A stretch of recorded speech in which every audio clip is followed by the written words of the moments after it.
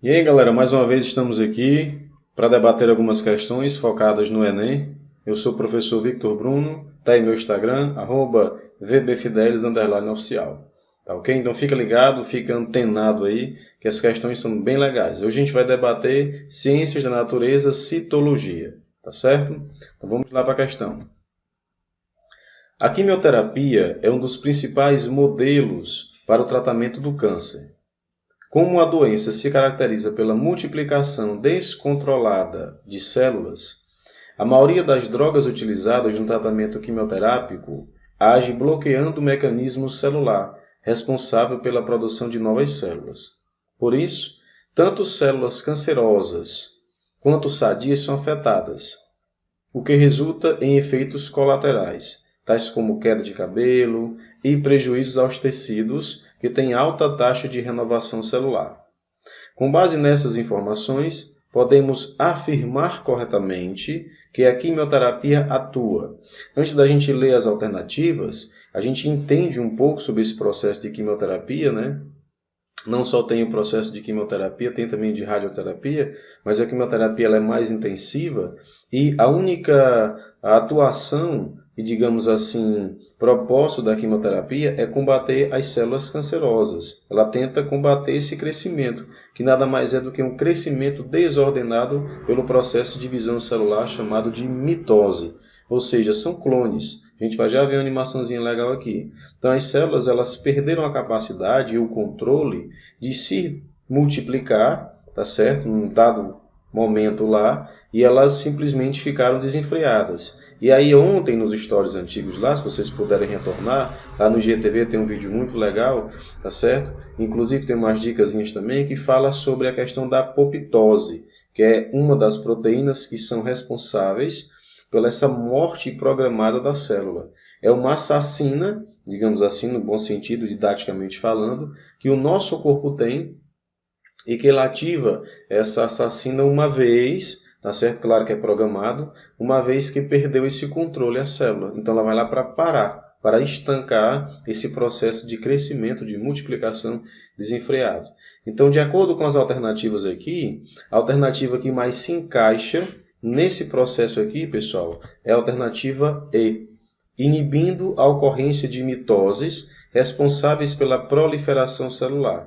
Então, na própria explicação, a dica da mitose, eu acabei já falando.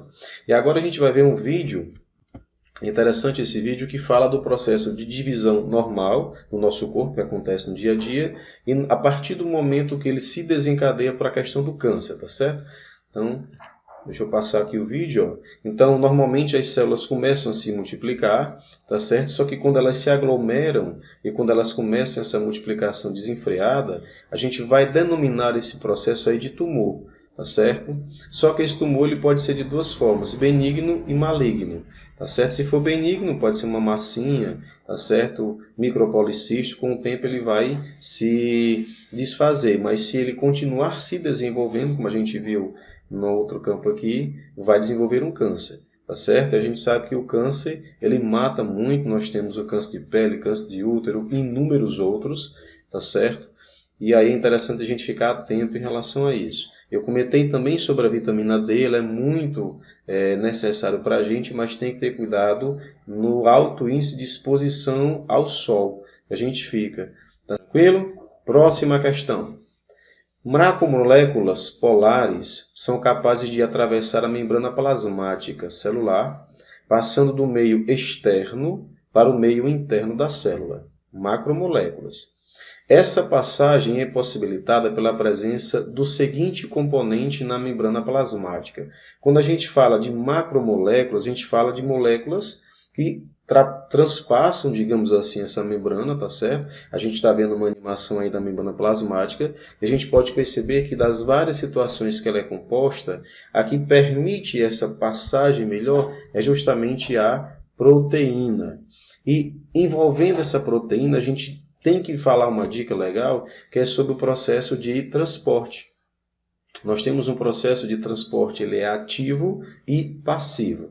Ativo, quando tem gasto de energia, vai de contra esse gradiente de concentração, tá certo? Nada mais é do que essa membrana plasmática, que é semipermeável, certo? É dupla, tem situações polares e apolares, hidrofóbicas e, tá certo? Hidrofílico, tá? Situações polares e apolares, como eu falei. E o transporte passivo, tá certo? Ele pode ocorrer por difusão simples e a difusão facilitada.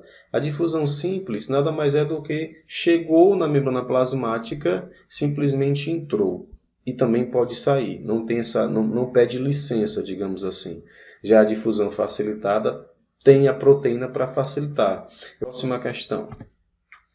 A figura ilustra a estrutura molecular do DNA, descrito pela primeira vez em 1953. Tal organização corresponde a um polímero de carboidratos, aminoácidos, nucleotídeos, lipídios ou vitaminas. Gente, olhando aqui, por eliminação, a gente já descarta a questão de lipídios e vitaminas. Tá certo? Então, a letra D e a letra E você já descarta.